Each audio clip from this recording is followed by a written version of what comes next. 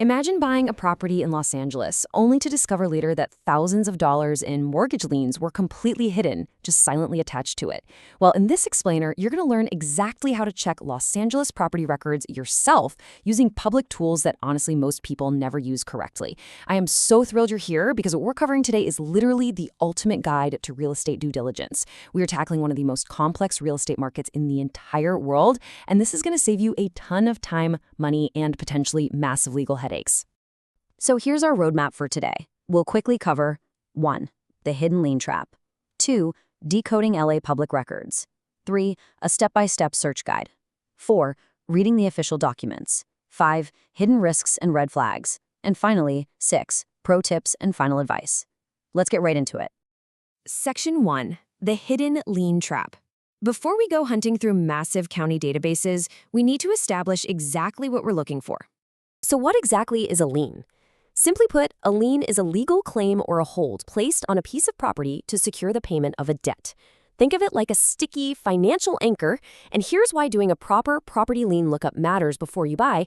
That lien absolutely must be paid off before the property can be legally sold or transferred with a clear title.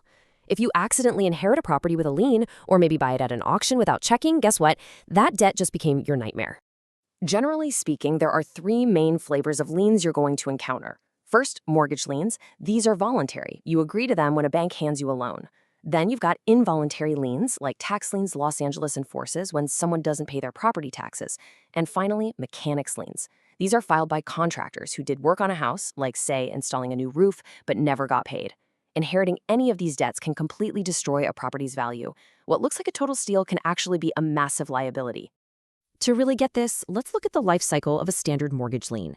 Picture this. Day 1. You get the loan, and a deed of trust is recorded with the county. Fast forward, and for the next 10 to 30 years, you faithfully make your payments. Finally, on the glorious day of your very last payment, a document called a full reconveyance must be recorded. But here's the massive catch. What happens if the bank takes your final check but completely forgets to file that last piece of paperwork? Stick around, because we're going to see how missing that one crucial step traps buyers in absolute bureaucratic nightmares. Okay, moving on to Section 2. Decoding LA public records. Most people don't know this, but the biggest mistake beginners make is looking for these documents in the completely wrong department. You absolutely have to understand the difference between these 2 county offices. The LA County Assessor evaluates the property for tax purposes and assigns it a parcel number. But, and this is key, they do not keep the actual legal deeds or lien documents. That is the job of the registrar recorder/county clerk. They are the legal custodians of the archives. If you want to find the physical, recorded proof of a mortgage, you have to look at the recorder's records, not the assessor's. But wait, it gets better. There's a third office, the Treasurer and Tax Collector, or the TTC. The TTC actually bills and collects the property taxes. If a homeowner has an unpaid personal property tax bill lying around after October 31st, the TTC slaps on a $29 penalty. But more importantly, they record what's called a certificate of tax lien, and that lien attaches to any real estate owned by that person in the county. So, to do a real LA County property search, you have to navigate the assessor, the recorder, and the tax collector. Kind of sounds like a maze, right? Well, let's untangle it. Section 3, Step-by-Step Search Guide. Let's build a practical process you can use right from your computer. Step 1 always starts at the assessor's portal. Go to assessor.lacounty.gov and fire up their property search tool. You'll punch in the physical street address, often called the SIDS address. Now, you aren't looking for the lien itself here. You are hunting for a crucial string of digits called the Assessor's Identification Number, or the AIN. Consider the AIN your master key. Because street addresses can be weird or mistyped, the AIN is the one unique identifier that perfectly links a property to its legal public records. Once you've extracted that AIN master key, you take it straight over to the Registrar Recorder's indexes. Now, because of strict California privacy laws, Los Angeles County doesn't just hand you a free, easily clickable document viewer. So to learn how to check liens on property, you'll use a portal like the Net or Online Indexed, or if you're feeling adventurous and want to go in person, the public kiosks at the Norwalk headquarters. You plug in your AIN and boom, you see a list of documents, like trust deeds and liens, filed against that specific parcel. But here is a critical pro tip.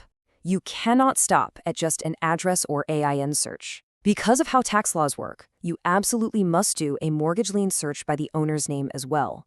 This is known as a grantor/grantee search. Why? because unsecured tax liens and certain legal judgments are filed against an individual person's name, not the house itself. If you only search the address, you will completely miss these hidden debts, and the second you try to close on that property, those debts are going to bite you. Section 4. Reading the official documents. So, you found the public property records in Los Angeles, now what? Let's decode the legalese so you don't get overwhelmed. First off, we need to clear up a massive point of confusion: the difference between a deed and a title. Think of a deed like a paper receipt you get at a store. It's the physical document proving a transfer happened. Title, on the other hand, is the invisible legal concept of your actual ownership rights. You can physically hold the deed to a house in your hand, but your title can still be entirely clouded by an old mortgage lien or some unpaid contractor. Now, when you're digging through mortgage records in California, you're usually looking for something called a deed of trust. Unlike a traditional mortgage, a deed of trust involves 3 parties, not 2. The trustor is the borrower, that's you or the homeowner. The beneficiary is the lender who fronted the cash. And the trustee, that's an independent third party who technically holds the legal title in a trust until the debt is fully paid off. Knowing who is who makes reading these documents so much easier. All right, Section 5, Hidden Risks and Red Flags. Listen closely, because finding out that a loan has a 0 balance at the bank doesn't actually mean the property's title is legally clear. This brings us right back to that massive red flag we teased earlier. Remember our timeline? If a homeowner pays off their 30-year mortgage, but the lender forgets to formally file that full reconveyance document with the LA County Recorder, the public record still shows an active, unreleased lien. This creates a clouded title. Even if you mathematically owe $0, that unreleased piece of paper will legally block your ability to sell or refinance until you track down that original lender, who might be out of business, and force them to file the paperwork. It is a huge headache. Here's another hidden risk. What if the property hasn't changed hands since, say, the 1960s? The digital indexes we all use today generally only go back to 1977. For older records, you literally have to drive down to the Norwalk headquarters and scroll through physical microfilm or flip through massive, dusty alphabetical books.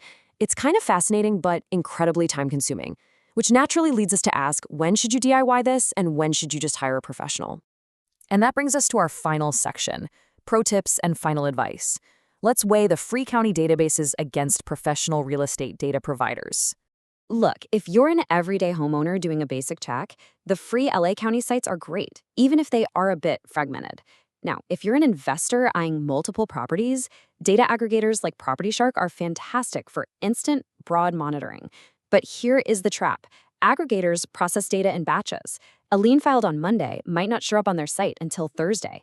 If you are actually closing on a property or funding a loan or doing a serious title search in Los Angeles, you need a professional abstractor service like AFX Research. They pull same-day title updates straight from the county index. Because in real estate, a 3-day delay on a public records update can quite literally cost you your entire investment. And as the ultimate pro tip for safeguarding your hard-earned money, please keep this in mind.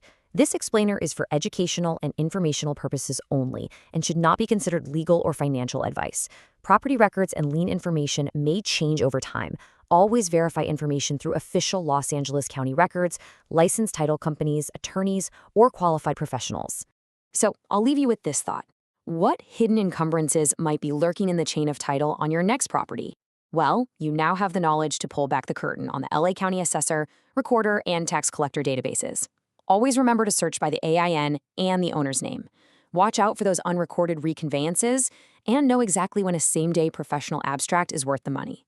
If you found this breakdown of public property records Los Angeles valuable, please subscribe. We'll be bringing you more practical step-by-step guides to mastering public records and protecting your assets.